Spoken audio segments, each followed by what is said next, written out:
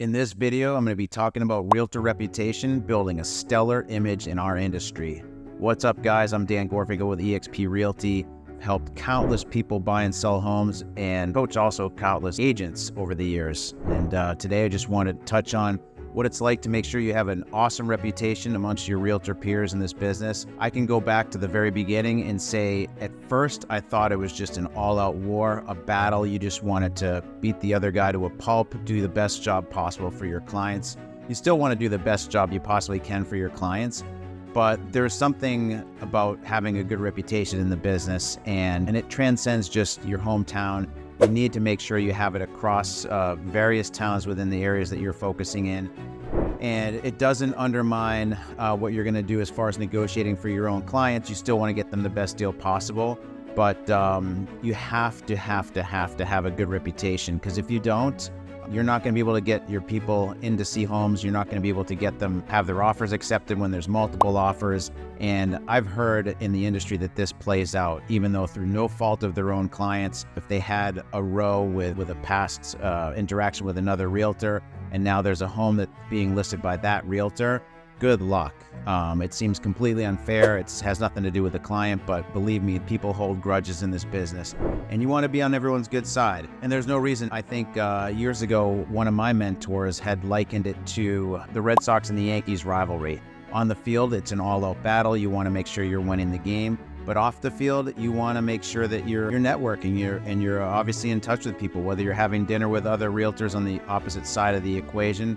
It's fine. It's all about building that rapport and building that trust and confidence, because ultimately will benefit your clients to the best possible outcome. And the reason being, and I always tell my people this, my buyers specifically, if you're attached to me and I have a good reputation as a byproduct or as a kind of an extension of myself, you're going to resonate strongly with that agent who's listing the property, because there has to be a confidence, especially if there's multiple offers. If there's 3, 4, 5 offers on the table and I'm an agent on the other side of the equation and they're considering me versus another party, almost guaranteed that I'm going to have the right insight and right intelligence in helping my people win that property based on my relationship with that other agent. And part of the reason it's also critical is because they need to tell their own people, hey, this guy, Dan Gorfinkel, as an example, is somebody who's a solid agent. He's honorable, trustworthy, high integrity, and he has all those things going for him that basically is going to translate into the buyers finalizing the purchase and consummating the deal. And I think that's important, because a number on the page, just because you have a high number, doesn't necessarily translate in the buyers finalizing and closing on the transaction. So I think that's ultra critical. It's not so hard to have a good reputation. Obviously, you have to be a person of your word. You have to ultimately deliver. Now, in some cases, in all cases, you want to make sure you put your clients ahead of you. But ultimately, if they're going to run you into the ground and they're going to say and do things that are not going to be consistent with what your typical MO is as a realtor, you have to let your own people know that. Like, they cannot steal the show. They can't upstage you. Even though it's a delicate balance, you need to make sure that you're putting forth what they want. So if they want to offer X dollars, you need to deliver on that. And if they want to offer such and such related to an inspection or a mortgage contingency, any aspect of the deal that's important or integral to having the negotiation flow steadily, you need to deliver on your client what they want. But at the same time, you also need to put it to them that they need to ultimately do the right thing, and you can't mess around with it with the seller side. There's a delicate balance right there. You want to obviously go to bat for your people.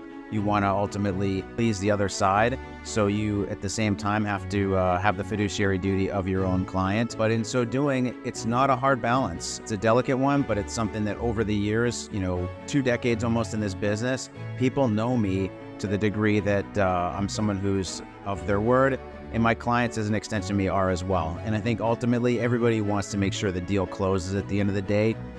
You can't have something that is just going to be kind of flimsy and not concrete. So everything is bolstered by the client with their wherewithal to purchase, their financial status as far as pre-approval. All those other aspects come together to give you confidence, to give the seller's agent confidence that they're going to be the right buyers. On the flip side, now that we're kind of heading into a buyer's market, it's the same kind of thing. So, you have to appeal to the buyer's agent in a way that, as a representative of the seller, you're showing a good product. You're not selling them something that has major issues. You need to have the conversation with your seller to make sure that they're disclosing everything. So that way, that'll also feed into or lend itself into having a good reputation amongst other real estate agents, because you're not selling them a bad product. And now every house has issues, so it's not about that. But as long as you're transparent, as long as you're putting it out there in a way that the buyer's agent in this particular instance can believe in and can trust, that's also good. Other ways to kind of have a stellar reputation in the business is go to networking events, see your fellow realtors, go to whatever. There's been trivia nights, there's been networking events in the city, on the outskirting towns. It doesn't make a difference. Go to broker tours, go to open houses. Make sure that you meet your peer agents, because you want to be a known entity. I can tell you a handful of times where I've had people on my team, if they're newbie agents, and they need my input and say that they're part of my team, I'm more than happy to do that, because our name is everything. I mean, we're really selling ourselves. So it doesn't matter just for your own buyers and sellers. It matters for you as a realtor in the realtor community and how it relates to other real estate agents. That's ultra critical. Hopefully this was helpful for you guys. Make sure you subscribe, hit the like button. Feel free to tune in anytime. Reach out to me. My contact information is in the link, and I'm really happy to bring you my best stuff, my best content, and I'm happy to have any one-on-one interaction with you as well. So once again, Dan Gorfinkel with eXp Realty. Thanks for tuning in.